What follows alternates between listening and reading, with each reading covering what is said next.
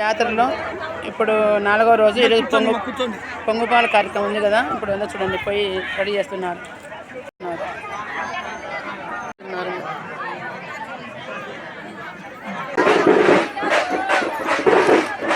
మా హార్మోనిస్ట్ రాజేంద్ర గురు గారు మా ఊళ్ళో పనిచేస్తున్నారు. ఇక్కడ మా ఫోటో గ్రామానికి కావాల్సిన పనికి వచ్చాడు.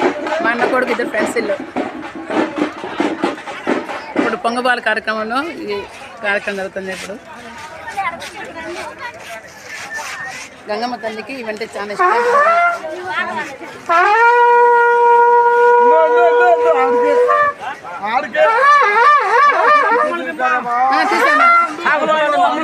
నీకోసం తీస్తాను.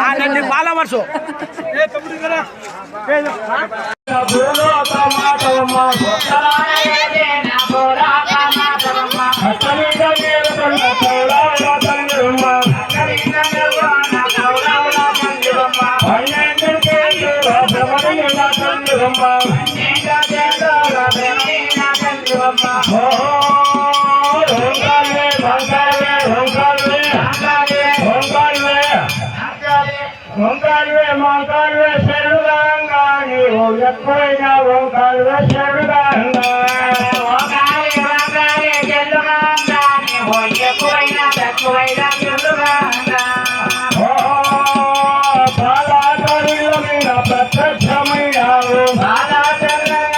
ప్రత్యక్షమైనావు మళ్ళీ గంగమ్మ దయచూడు మా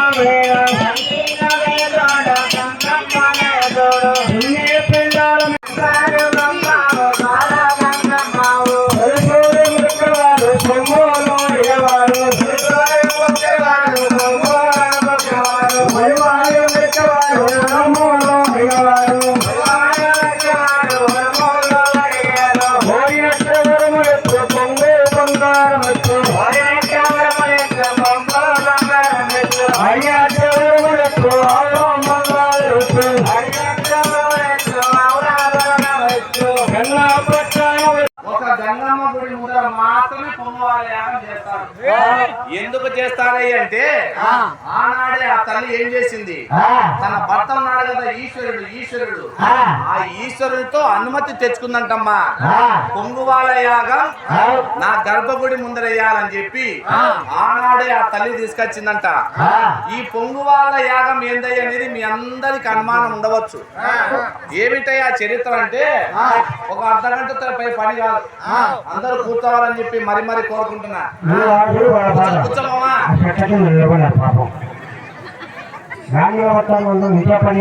మీరెంత నిలబడుకోకూడదయా ఈ కథ గంగమ్మ కథ. ఎక్కడ జరిగింది అంటే 1200 సంవత్సరాల కిందట ఘనమైన రెడ్డి అంటం ఆయన పేరు చంద్రగుప్త మహారెడ్డి. ఎవరా చంద్రగుప్త మహారెడ్డి? అక్కడ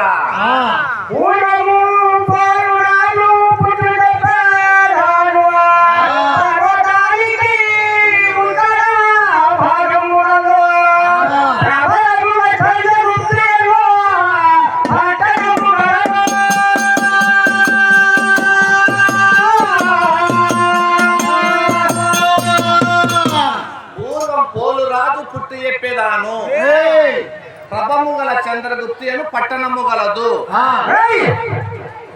పూర్వం పోలురాజు అంటే ఉదయగిరి చంద్రగిరి అనే పట్టణాలను ఒక రాజు పరిపాలన చేస్తా ఉన్నాడంటమ్మా.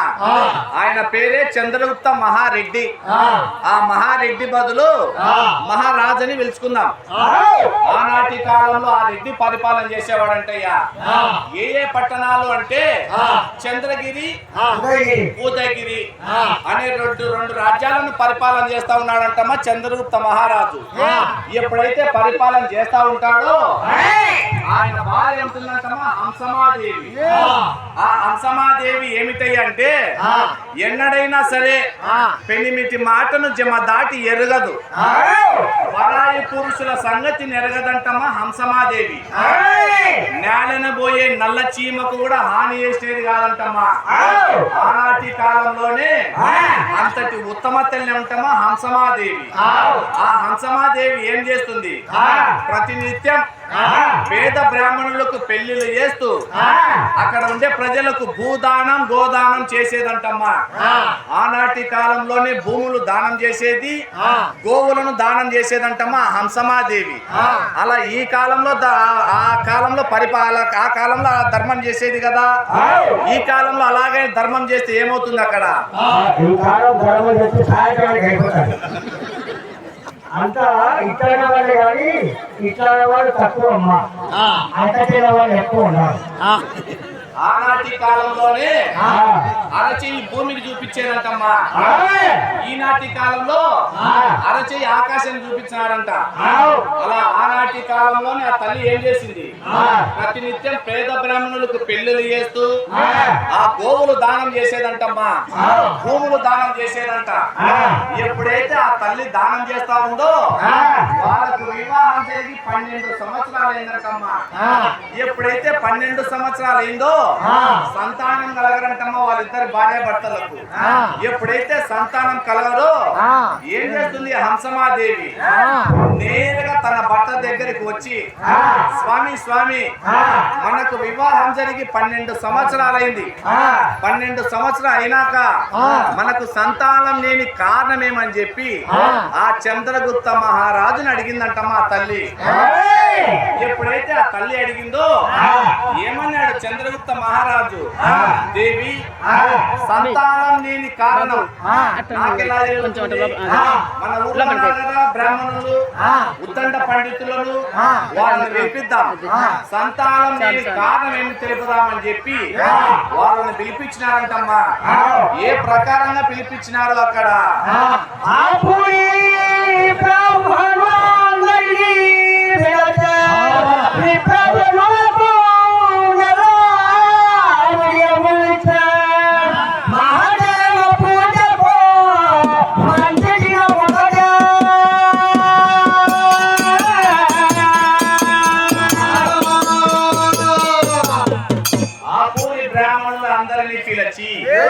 విప్రజనులకెల్లా విధియంబులిచ్చి ఆ బ్రాహ్మణులు పిలిపించినాడంటమ్మా చంద్రగుప్త మహారాజు. ఇట్లా తిరిగి చెప్తా కథ. ఇట్లా తిరుగుతా అంటే మైక్ పనిచేయడంలే, అందుకోలే.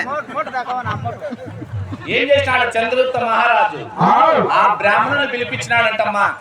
ఎప్పుడైతే బ్రాహ్మణులు పిలిపించినాడో, బ్రాహ్మణోత్తమ బ్రాహ్మణే మమదేవ, ఆ బ్రహ్మదేవుని తర్వాత బ్రహ్మవంశం మీది, మాకు వివాహం జరిగి 12 సంవత్సరాలైంది, సంతానం లేని కారణమేమని చెప్పి ఆ బ్రాహ్మణుని అడిగినాడంటమ్మా చంద్రగుప్త మహారాజు.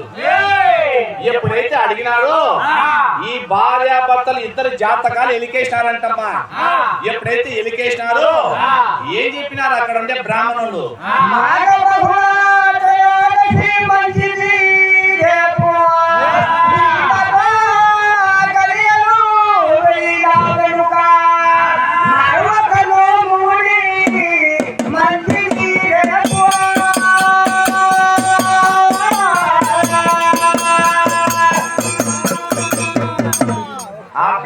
ఏం చెప్పినారు?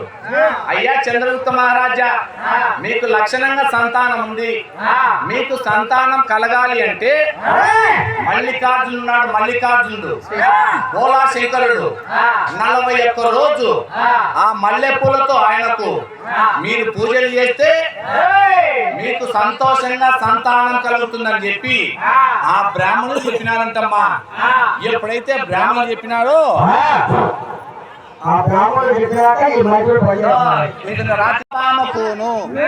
ఎప్పుడైతే భార్యాభర్తలు ఇద్దరు ఏకీ మనస్సుతో ఆ భోళా శంకరునికి వరపడినారో ఒక ఆడపాప పుట్టిందంటమ్మా. ఏమిటయ్యా ఆడపాప అంటే మల్లికాదేవమ్మ అంటమ్మా. మల్లికాదేవమ్మ అనే పేరు ఎందుకు వచ్చింది అంటే 41 రోజు ఆ మల్లె పూలతో పూజలు చేసినారు కాబట్టి మల్లికాదేవమ్మ అనే నామకరణం చెప్పినారంటమ్మా ఆ తల్లికి. ఎప్పుడైతే మల్లికాదేవమ్మ జన్మించిందో బాగా ఇవ్వచ్చండి, పట్టినంతా బంగారమైందో పళ్ళు కొమ్ముబాలు వచ్చినాయి. కొమ్ము పోయి నాడు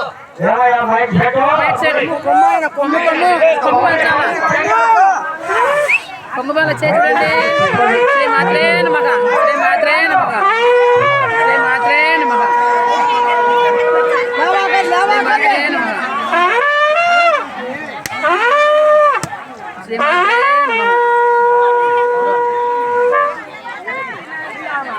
మామ పొంగురాలు చుట్టూ ఆ పాలన్నీ పొంగినాయంటమ్మా. పొట్టొత్తి గ్రామం అంత స్వచ్ఛమైనది. వైభవాలు వచ్చి ఏమది పొట్టొత్తి అంత స్వచ్ఛమైనది బాబు. లేకపోతే నీకు వాసన వస్తా. ఆవుల మందలో 5 దేవత ఆవులు ఉన్నాయి. ఆ దేవత ఆవులు 5 ఆవుల పాలు పితికి 41 రోజు పొంగువాల యాగం చేస్తే 41వ రోజు ఆ ఈశ్వరుని చూడొచ్చు అని చెప్పి ఎప్పుడైతే 5 మందికి తెలిపినారో ఏమన్నా 5 మంది యాదవులు వాళ్ళు కూడా సమర్థించినారంటమ్మా. దేవుడిని రాజే కాదు మేము కూడా చూడొచ్చు అని చెప్పి 5 మంది సమర్థించినారంట.